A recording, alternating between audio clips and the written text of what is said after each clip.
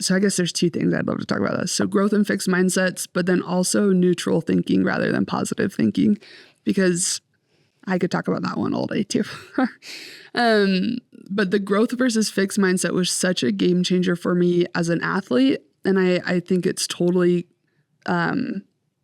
flowed into the rest of my life of really not being focused on the outcome, but focused on the process. All right. Welcome to Elevate Utah. I am Court Brady, and we're missing my co-host, Carlos Souza, but we have the great Andi Asay with us today. Thanks for having me. We're stoked to have you on the podcast. Thanks. Andi, I've been trying to get you on here for like a year. Like, this has been a long time coming, and so I'm so freaking pumped. Quick intro to you. You're like a college volleyball phenom, first of all. Your vertical is higher than mine. Yes. And I feel like I'm a decent athlete. So, like, you're not getting compared to just some slowpoke. Like, you crush. You're athletic. Thanks. You did some sales. So this is your rap sheet. You did some sales. You taught some volleyball. Decided to start a company. 3 years later, you're past $1 million in revenue. Like, yeah. Unreal. How old are you? It's crazy. 27. 27. And you passed $1 million when you were 26? When I was 26. Holy cow. Crazy. Unbelievable. Crazy. I'm so pumped to have you on. And of anyone I know, you deserve success more than anyone else. Like, you are one of the kindest people. I'm so pumped to have you. Okay.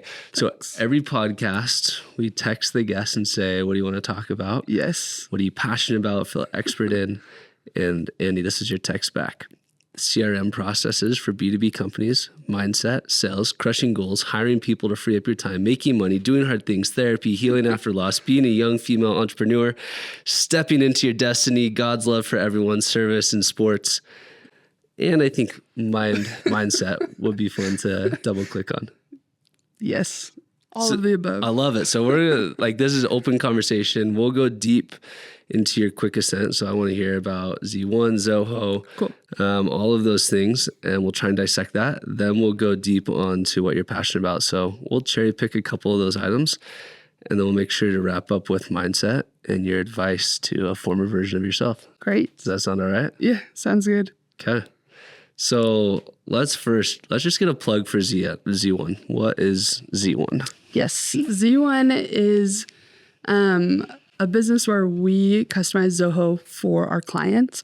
We have been very Zoho focused over the last 4 years, but we're now pivoting to be more B2B SaaS CRM strategy focused. What is Zoho? Yeah, so Zoho is a platform from India that has over 50 plus applications to run your entire business on it. So you have CRM, accounting, you can replace all of your G Suite tools with it, and many, many, many more. What's the ideal size of a company that would use Zoho? I think they've mainly been like medium sized. I know they're really trying to have more large businesses on their platform, but I think the average is medium. And what size of companies does Z1 target? Yeah, we're in the medium space as well. It's like 1 to 5 million in revenue, or like 5 to 25 million. So 5 million plus. 5 million plus. How many employees does it not matter? Or is there sales team size? Yeah, it doesn't really matter. Sales team, we like to have at least more than 3 salespeople on the team to really see a good impact on their sales. That's where you can make a splash. Yeah. And what's the best CRM? Zoho. Okay, why? What a great question. I truly think because Zoho has all of these other fantastic apps that connect into it, using Zoho One, which is their bundle that has 40 of their apps inside of it, you're able to really get the most out of the platform with not paying as much as you would for like a HubSpot or a Salesforce. It's very customizable, super user-friendly, and I love it. So you have a team of consultants at Z1. Someone starts on the Zoho path or wants to transition from a Salesforce or a HubSpot to a better way to do things and different way to do things, which is to join Zoho. they would call you guys up and say, hey, we need help with this migration, or we're currently using the Zoho platform and we need you guys to help accomplish X. What are some of the, like fill in the X? What are some common needs or desires? We definitely see both people that want to leave whatever platform they've been on and then moving to Zoho. What's their biggest pain point for wanting to leave their current CRM? I think price is huge because Zoho it's like $37 per user per month on Zoho One. So you're getting all of these business applications for that awesome price. I think that's one of the biggest things that people get excited about. And then they start to see how awesome the platform is and how all the apps connect to each other really well. And so I think that's the number one reason people do move. I think the other one would be that they've outgrown their previous system, or their previous system doesn't work the way they want it to in order to grow and to scale. So I have a strategic question about Z1 specifically, which is your consulting company that consults companies working with the Zoho platform. Yeah. If the number one reason someone's using Zoho is on price, there's a lot of other consultants. How do you differentiate yourself so that people aren't just going to the lowest price option for Zoho consultants? And that is such a great question because you can find people on Upwork. You can find a lot of different Zoho partners, and there's 3 tiers of Zoho partners. You can only find so many that are the top tier, though. You can only find so many award-winning ones. But the biggest thing for me is helping them understand these are like the stages and the steps that your CRM needs to have to be successful, and helping them understand that we're not just technical minded, but we're also strategy minded for your CRM. And so we're not just focusing on, like you could call someone on Upwork and say, hey, build this inside of Zoho. Is it the right way to build it? Is that the right way that's going to help you get the results that you want to have? When you hire someone that's more technical minded, there's so much more work on you to understand how it's all going to play out. But if you work with a more strategic minded consultancy like ours, you're going to get understanding of where it's going to lead you if you go with that decision you've made. So if I would relate it to something a little more common, if you're going to go build a house and you have the perfect blueprint and you know exactly where every door and outlet and room should be, you could probably go to the entire market and say, hey, build this for me. Yep. But if you say, hey, I have this vision, I want my home to have this type of feeling, I want to accomplish this, I think I want these things. Yeah. You need to do the blueprint, you need to do the architecture beforehand. Yeah. That's when someone would come to you and say, like, help us figure this out so we don't put you put your kid's drum set over the master bedroom and then you're hating life. Yeah, exactly. Then they'd use Zoho. Yeah. And they'd use Z1. Yes. Yep. Got it. Okay. Let's go back to the beginning, which is like 4 years ago, because you're so freaking young. Decision to start. When did you decide to? I know you've always had like entrepreneurship has been coursing through your blood since you were born. Yeah, maybe. I don't think I ever wanted to be an entrepreneur. So my grandparents are entrepreneurs. My dad's an entrepreneur. Aunts and uncles, I'm cousins. I'm surrounded by them. You never wanted to be one. And it was never something that I wanted. I wanted to play professional volleyball. That was like all I wanted out of life. And so my senior year, I had a lot of really cool opportunities. I got to play on the college national team. I got to go overseas, and play on like a club team for a couple of weeks. And I loved it. And that's all I wanted to do was play professionally. But then, senior year started getting, my knees were having problems. My shoulders having problems. And like to the point where in practices, I wasn't allowed to jump or hit. Like I was kind of grounded. And so that was happening. And then also my now husband got home from his mission right before my senior year. And so with that and injuries, him coming home, wanting to get married, and then I was also in the sales program at Weber State, getting a professional sales degree. There was just all these things that lined up that put me into going into the professional world inside of SaaS sales. And so kind of pivoted away from playing volleyball. Still sad. I'm actually going to go play in a tournament in Colorado next month. Yeah. So I still play because I love it. But life just kind of went a different direction. I hate going to the Jazz, the Delta Center. and seeing the players on the side of the wall because I so badly wanted to be in the NBA. And it just hurt. Like, you made it so much further in volleyball than I made it. Like, I got cut my junior year in high school. It's like there was no chance. It was never ever going to happen. But I get like that wanting to be in the game so much. Okay, so you didn't end up pursuing that. You got married, went into sales. Yeah. As you're doing sales, where do you get this idea and decide to take the leap for Z1? So I went into construction software sales in Payson, Utah for a company called WorkMax.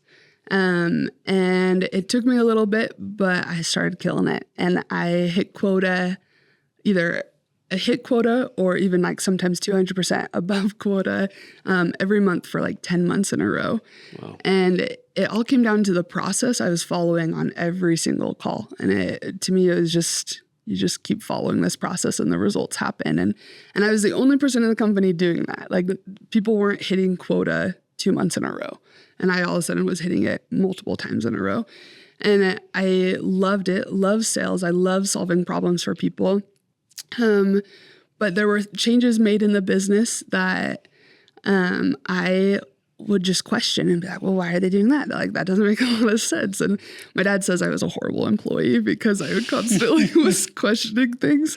So then another business heard about me and stole me over to come do sales for them.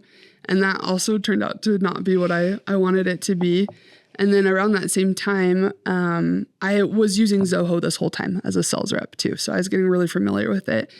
And my dad so I was visiting my family, and he went to a lunch with a Zoho consultant that wanted his business to work with them. And my dad's like, oh, you love Zoho, you should come. And I was like, all right, free food, let's go. So I show up and I meet this amazing guy. His name's Peter Fuller. And we're sitting there talking and getting to know each other. And he's like, you love sales and you love Zoho. He's like, you should do what I do. And he started to give me the whole rundown of how it all worked. And I remember leaving thinking he was crazy. And I was like, no way, I'm not doing that. And then I would keep talking about it with my dad and running the numbers. And then actually was fasting about it one day and went outside. And the first person I talked to was like, oh yeah, I work for this huge company and we're looking at Salesforce. Like, we're looking to switch to something else. And I was like, oh, can I tell you about Zoho? And then they're like, got a demo scheduled, and then this huge opportunity opened up, and it was like, all right, let's go, let's do it. And it took a little while, but then I eventually like talked with my husband and my dad, and they were both like, we believe in you, you can do it, like, we support you, and let's take the leap. And so we did. Wow. I think so many business owners have entrepreneurs working for them, and some business owners see this like, oh, that's the worst employee. Like, why are they asking so many questions? Just follow the process, do what we're asking you to do. But I feel like both of those companies missed out on such a big opportunity that they could have capitalized on. Do you think either of those companies could have kept you if they would have changed how they're doing, or interactions or promotions? I think so, yeah. And the first one, when I left it, a couple of years later, they sold. And like, there's a lot of cool stuff. And some days I was like, wow, if I would have stayed there, like, how much could I be making just as a sales rep, you know? But I don't know. I think I've learned that, like, I've had coaches my entire life, but for some reason, employers drive me nuts. If I don't get to like be able to help influence change and improvement, I don't love that. Man, that's such a fascinating topic for me. We won't last too long on it, but what's the difference between an employer and a coach? Oh, I would like to think as an employer, I get to be more like a coach, but I don't know if a lot of employers think of themselves as that way. But I know me personally. How do they think of themselves? Maybe detached a little bit from their employees. At least that's how I've felt as an employee for other people. I remember getting an email from one of my bosses once, and it was like, he had listened to a recording of a sales call and wrote me just the longest email about everything I did wrong. And at this point, I'd already hit quota like 6 months in a row. And I get that email and he was offended that I said certain things on the call or whatever. And that I think was what kind of broke my desire to continue being there, because I get that email, I call that client up, close them, and then just go to my boss and said, hey, I got this email. I also just closed a client. And I just gave it to him to deal with, to talk with the owner, because I was like, stay in your lane. I'm doing my job and I'm doing it well, you know? Yeah. And I don't believe sending emails to people telling them what they did wrong is going to ever help them influence to be better. So now that you are the employer and coach, what do you do in that same situation? Yeah. Oh, man. So my favorite question to ask our team members when we get off a call is what went well and what could have gone better. I'm kind of giving them the opportunity to think it through and talk about it. And what I think is really cool for me is a couple months ago, hired an awesome manager on our team. And all three of us, me, him, and a new employee, were on a call a couple weeks ago. And the new employee did something in the call, and I'm like, okay, we got to be a little bit faster at that, right? And so we get off the call, and I message our new employee, and I'm like, hey, great job. What do you think could have gone better? Or what do you think went well and what could have gone better? And he responds, and he's like, oh, Renato and I already talked about it. Like, I should have done this or this and this. And like, he just like already had this manager had already gone back to this new employee and asked the question that I would ask, to just help this employee learn and grow in a way that's not attacking what they did. And that I just thought was really cool. Andi, I hope you understand how rare you are and how awesome it is what you've accomplished. I feel like when we first got to know each other, you're like, yeah, it was almost like, did I accidentally fall into this success? Hearing you talk is intentional. You adhered to the principles that generate success, and you got the success that came along with it. So I love to see that. Painful moments or moments where you wanted to quit along the way? Oh, man, there's been a lot. I think you already know this story, but just so let's see. So I started the business when I was 21. 23. And then when I was 24, so I've just had crazy health things that have happened. So when I was 24, I got told I had a tumor. And there was a month where my husband and I were freaked out. And that was a hard month, especially trying to figure out how to work and focus on my clients when not understanding what was going on with my health. And then a year later, we ended up having our daughter early. And then she passed away a couple hours afterwards. And that was super, super hard. So I took a little bit of time to heal and to grieve. And then trying to run a business and still have those intense moments of grief, and trying to be able to handle hard conversations with clients and contractors after that was so hard. I didn't know how to, I felt like I was constantly in fight or flight from just being heartbroken, and then add on the stress of different business conversations. And so I'd say there were multiple times afterwards that there were days where I've heard it in your podcast where you just curl up on the ground and you're just what am I supposed to do? And I think that those hard moments are all things that we have to experience in our life in order to grow and improve and to get to a place where those hard moments aren't as hard later on, if that makes sense. What's your advice or framework for a founder that's going through one of those experiences? I think think big picture, and kind of step away from it. Also hold your boundaries. I think something I was really bad at is, especially working from home and being remote, is I'd finish my work, But like, I wouldn't finish my work because I still had my phone and I'd still get notifications and I'd still be thinking about the conversations and the different hard things. And I think it's really important to have a hard boundary of like, okay, you're done with work at 5 and you're not going to think about work until the next morning. So I think those boundaries are really important. And then thinking big picture of like, my dad taught me this, but anytime something happens that's hard, you kind of take a step back and you think, okay, what's the worst case scenario and how am I going to handle that scenario? And is that something I can handle? And kind of walking through it in that way. And then what's the next worst case scenario and walking through it in a way that, okay, this is something I can handle if that happens. And this is how I'll approach it. And being able to step back and look at it in that way has been very helpful. I think having that, I did a podcast this morning on anxiety.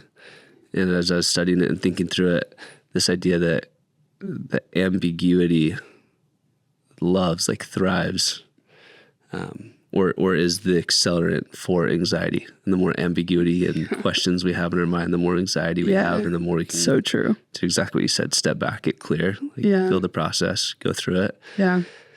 It's not easy, but it's manageable. Yeah. That's, so in sports, I try to teach so I coach and I try to teach our athletes this a lot, where I think it's really hard for youth to really understand the difference between anxiety that is good in preparing you and anxiety that is, they're looking at it in a negative sense. And so I like to tell them that the feeling of being nervous and excited is the exact same feeling. One's looking at it negatively and one's looking at it more positively. And like having anxiety is actually super important and it's good. And it's something that can get you prepared. But it's when you do have so many questions, I think, involved in the anxiety where it gets to a place that you shut down more. And so for me, playing in college and playing in front of tons of fans and stuff, that little bit of anxiety was reminding me that, okay, I'm about to go do something exciting, but also it's an opportunity to really think through all of the processes inside of volleyball that I needed, or the keys to passing, the keys to hitting, and have my mindset in the right place to go perform rather than have a lot of questions of how am I going to pass the volleyball or hit the volleyball. So can you see how I'm obsessed with processes? They've served you well. So you're a dreamer, Andi. What's your vision for Z1 over the next decade? Yeah. I want Z1 to be a large consulting firm that really just specializes and works with B2B SaaS companies on helping them strategically set up their CRM. How about your personal vision for what your life looks like over the next decade? Yeah. I really want to have kids again. With that complicated birth with our daughter, they told us to wait a couple years. And then I actually just got told a couple months ago that we have to wait 2 more years again, with some other health stuff going on. And so she passed away in 2022. And 14 months later, I hit $1 million in revenue. I don't know how healthy that was, but I just went for it. And so again, like I'm at this place where it's like, okay, you have 2 more years till you can have kids again. And that to me is like, all right, like that's two years to go after some crazy dreams. And part of that crazy dream is I'd like to retire before I'm 30 in some sense, right? I'm sure I'm always going to be wanting to be involved with Z1 and other businesses. But if I can get to a place where when we can have kids, I can focus on them and be a part of every part of their life, that's what I want to focus on. There's a quote that I want to read real fast that is so connected to what you just said. I love your quotes. Let me see if I can find it. Oh, this is a good one. And it is like you to a T. Oh, here it is. This is by Napoleon Hill, Think and Grow Rich. Oh, yes. There is one quality which one must possess to win, and that is definitiveness of purpose. the knowledge of what one wants and a burning desire to possess it. Not good. He talks about in his book, Outwitting the Devil, he says he has this conversation. It's him and the devil, and he's going through this conversation and saying what he is saying, then asking the devil questions. It's kind of like the Screw Type Letters by C.S. Lewis, a little different approach on that. But he asked the devil, like, what's your trick, especially with those that are ambitious? How do you break them? And you would think that it's going to be like, well, it's this temptation or that temptation or whatever it is. And he said that the devil's response, as Napoleon Hill puts it, is that he gets them drifting. That he gets men of ambition, women of ambition to have no aims and to be constantly drifting, starting this and starting that. And you're so dialed, like, you know exactly what you want. I'm sure you know the cost that's going to come, the trade-offs that you're going to have to make along the way. But I'm positive that you'll get it because you're so dialed on it. I'm excited for it. We should do a podcast 2 years from now. Yeah. And talk about how retirement is. Right? Exciting. Okay, so CRM processes for B2B companies, mindset, sales, crushing goals, hiring people. As I say these, tell me if there's like anything that comes to mind, like, oh, I really want to share something about this. Making money, doing hard things, therapy, healing after a loss, being a young female entrepreneur, stepping into your destiny, God's love for everyone, service and sports. We're going to get to mindset, but is there anything in there of like, here's this anecdote or quote or paradigm I want to share? Oh man, there's so many. But with that quote that you just shared, I've been thinking a lot about something one of my EO4 members shared about a distracted fool. A focused fool will accomplish more than a distracted genius. And that's been something I've been really focused on this year of like, when I am distracted and there's a million things pulling me in different directions or things that I think are more important, and I'm focusing on those rather than the things that are directed to where my goal is, I'm being a distracted genius instead of being a focused fool. And I just really like that quote, and I've been thinking about it a lot.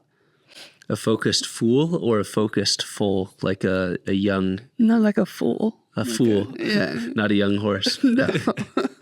Oops. A focused fool. I like that.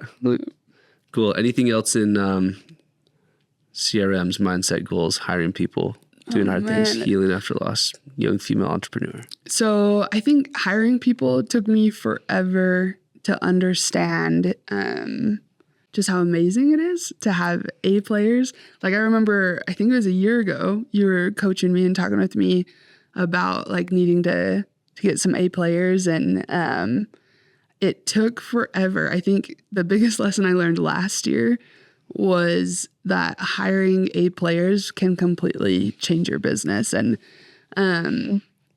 we added 2 people in the fall of last year, and I just remember sitting back and being like, why didn't I add these guys sooner? They're so awesome. And they have just completely elevated the business and helped me grow. And it's been so great to have them around. Like, and so not only that, so I got addicted to hiring people. So then I went and got assistants, and I hadn't had assistants before, and now they help manage my inbox and like all these other to-do items. And then I went even more crazy and got a house manager. And this is going to sound like such a brag, but like she comes and she just does our dishes and like cleans up, takes care of our chickens, does some things with the dogs, helps make our guest beds, stuff like that. And I love it. I'm obsessed, and she's so fun. And like, but doing that makes it so that John and I get to spend more time together, and we're not focused on, at the end of the day, doing dishes for forever and cleaning up and like shutting down the house for the night. But we get to just focus on being together and what we love to do. And, so I've just been trying to find every way possible to like replace different parts of my life so that I can focus on the things that mean the most to me. And so during business hours, that's work stuff. But after business hours, I get to be with my husband, and I love it. You've cracked the code. You're talking my language. You know, I geek out about hiring and A players and alignment coaching. Yeah. That's awesome. Okay. Well, let's get to mindset. How do you define mindset? Yeah. I see your book over there. So Mindset by Carol Dweck. So my first year of college, our coach made us read that. And I think it was the first time I started to learn about growth and fixed mindsets. So I guess there's two things I'd love to talk about this. So growth and fixed mindsets, but then also neutral thinking rather than positive thinking, because I could talk about that one all day too. But the growth versus fixed mindset was such a game changer for me as an athlete. And I think it's totally flowed into the rest of my life of really not being focused on the outcome, but focused on the process. So again, back to my obsession with processes. It goes with the mindset too of like executing and giving the effort in the process is so much more important than focusing on the outcome, and the outcome will come from the process. So I guess a story example. So I was an outside hitter for when I played volleyball. And one of the key things you have to do as an outside hitter is pass. And when I was in high school, I was not a good passer. There was a couple colleges that I really wanted to play for that wouldn't take me because I wasn't a good enough passer. I could hit hard, but I couldn't pass well. And when I got to play for Jeremiah Larson up at Weber State, he was the one that really taught me how to focus on the process of passing and the keys to passing rather than focusing on the outcome. So in volleyball, your passes are rated from a 0 to a 3. A 0 is a shank, like meaning you get aced or you send it off into the crowd. A 1 is it gets over the net to the other side, meaning like maybe one person hits it or it's a free ball. A 2 means you can hit or you can set at least 2 hitters, and a 3 means you can set everyone and it's perfect pass. And a lot of athletes come in so focused on the perfect pass and that they're not focusing on the process of the perfect pass. And because they're so focused on 3s, they start passing lots of 0s and 1s. And so at one point in my career, I finally understood this and focused on, okay, a good enough pass can turn into a great pass. And so I would really just focus on getting 2s. That's all I do is 2s, 2s, 2s. And my 2s some of them would be 3s. And instead of passing mainly 0s and 1s and 2s and some 3s, it turned into more 2s with a little bit of 1s and 0s and 3s. But that average goes up way higher and your passing percentage is better. And I see that a lot in business too.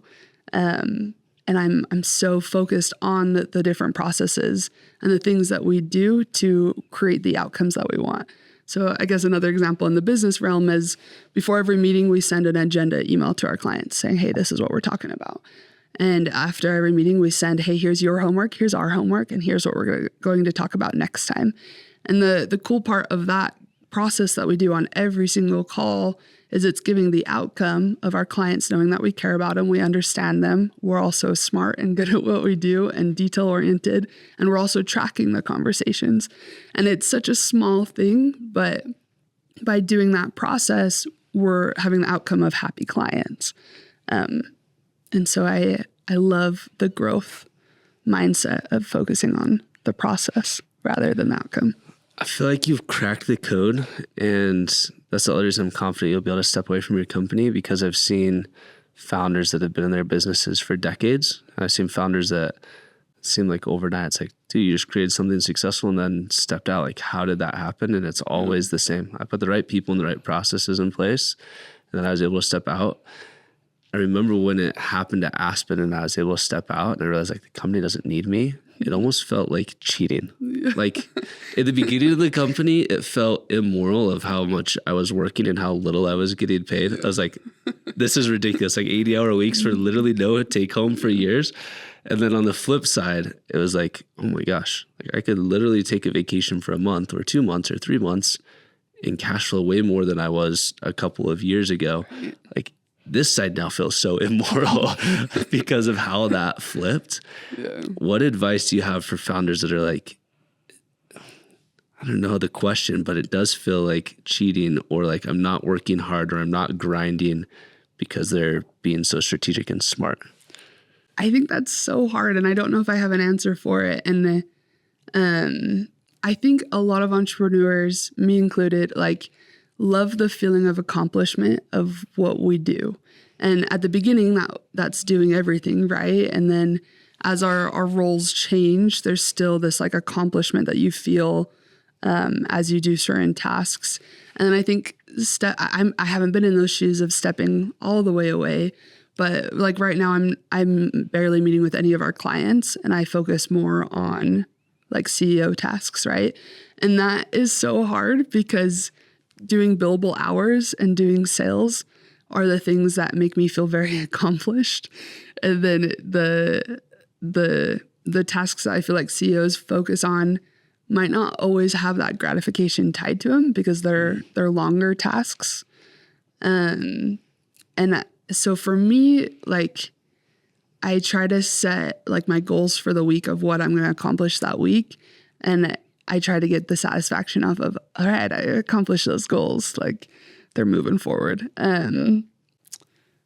But I have no idea how to answer your question besides that. No, it's a great answer. As you were talking, I was thinking there's this concept of hero-led organizations where like you're the founder, you're the hero, you do everything, you solve everyone's problems, you put out everyone's fires. Like you get the pat on the back by the client saying like, oh my gosh, thank you so much, you did this.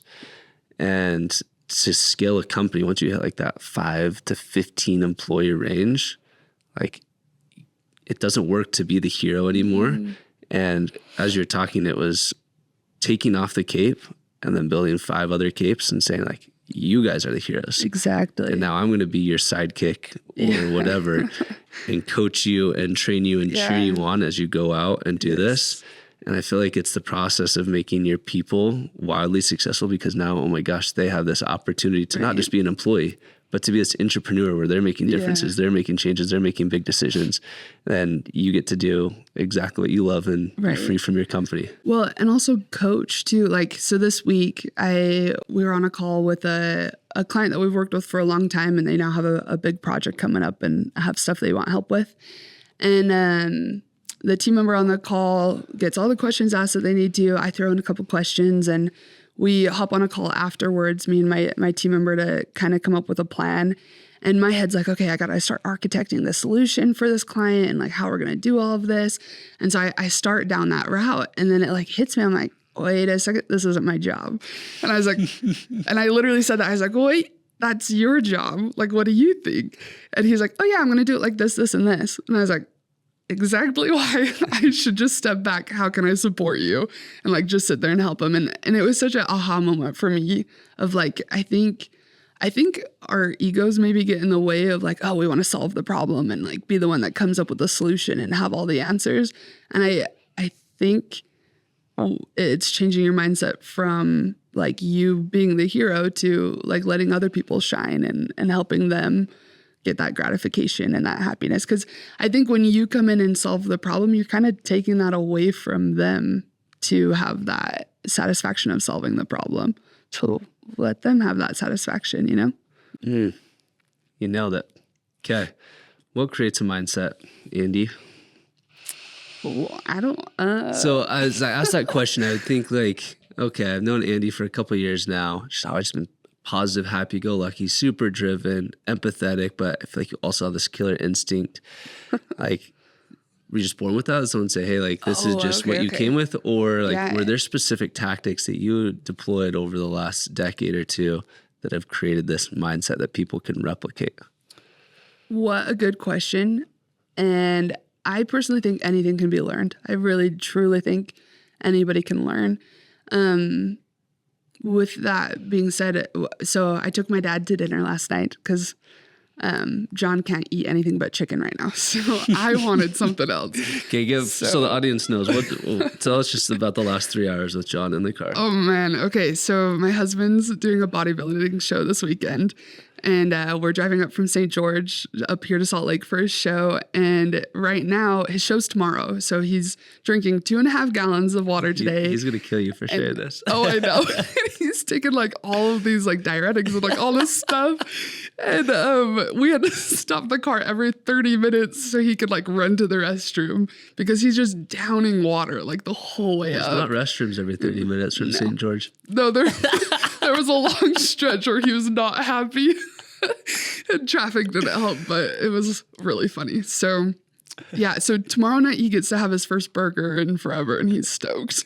Okay, so last night you're at dinner with your dad. Oh, yes. Okay, yeah. So I wanted something besides chicken. So I asked my dad to go to dinner, and he's been on vacation a little bit, and we hadn't caught up. And one thing that I am so incredibly lucky for is having a dad that's a business owner and being able to just like talk ideas and strategy and the hard things. And I love it. And last night was maybe one of the best conversations I think I've ever had with him. And this came up, and we were talking about it, and we were talking about different people in our lives that we love so much that like, so it came up because I was like, I feel so lucky to have the mindset that I have and to like think the way that I think. And I don't know how it got there. Like that's something I'm curious about, because I see all these other people in our life that we love, and I'm like, well, why don't they understand that in their mindset? Like why do they seem to miss that piece of what I think everyone should have in their mindset? And I mean it in like the most loving way. And so I don't know the answer to that. I think your mindset grows as you go through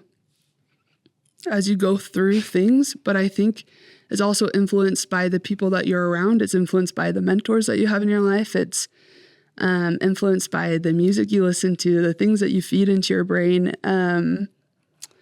And I think anybody can change their mindset. I strongly believe that anyone can change their mindset and accomplish whatever they want to accomplish. It's crazy hard and a ton of work. And for me, it happened in college. Like I did not have a growth mindset going into college, and I had to go through just some really intense, hard things. And if you talk to my coach, he'll even just talk about like, he's like, I'm pretty sure you cried in almost every conversation we had. And I'm like, yeah, like I'm pretty sure I did too, because it was so hard and it was like, there's so much growth behind it. And so I guess what I'm trying to say is I don't know where mindset comes from besides like craving improving it if you want to have a different mindset. But I think you can also choose to not want to have a good mindset or a different mindset. One thing you said, it sounded like your mindset is like the subconscious thing that exists beneath the surface, but that's influenced by inputs. So the music you listen to, the conversations you have, the people that you're around, the books that you're reading, the shows you're watching. Totally. Does that align with what you're talking about? Yeah, I think so. I do think, so I do have another belief on this too. Like I think, and this has to go with our daughter, right? She was only here with us for a couple hours, but like you could feel like her spirit and her intensity and passion and love. And so I do think there's part of that we have before we're here. And I do think we get the opportunity to develop it even more here on Earth. So thanks for sharing about your daughter. Yeah. Andi. Yeah. I have one more question for you. Yeah.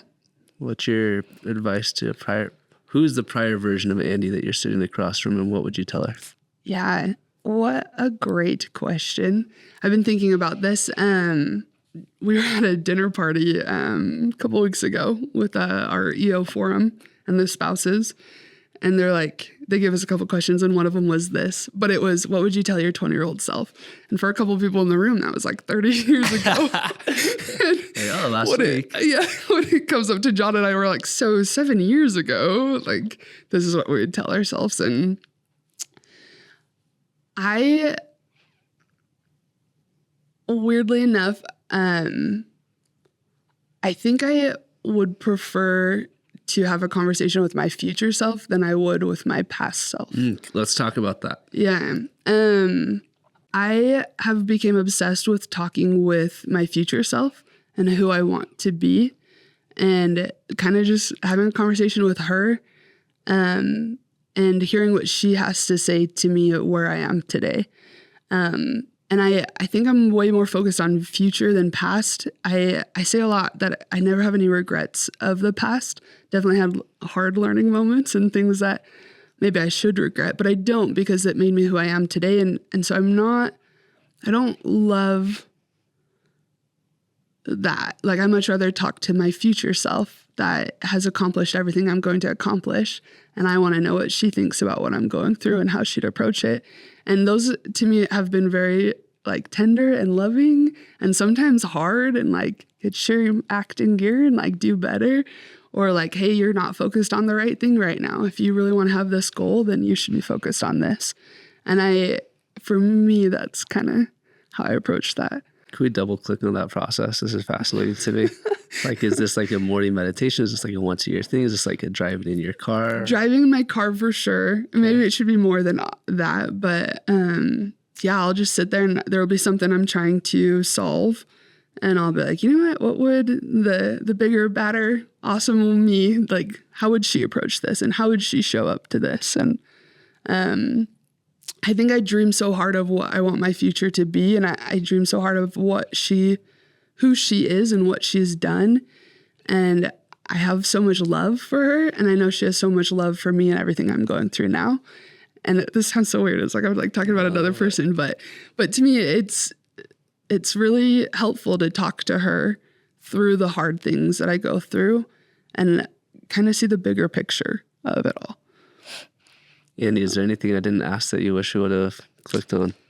No, I don't know. I've really enjoyed this. This has been awesome. Yeah. Such a treat. Thank you for sharing the afternoon. Yeah, thanks for inviting me.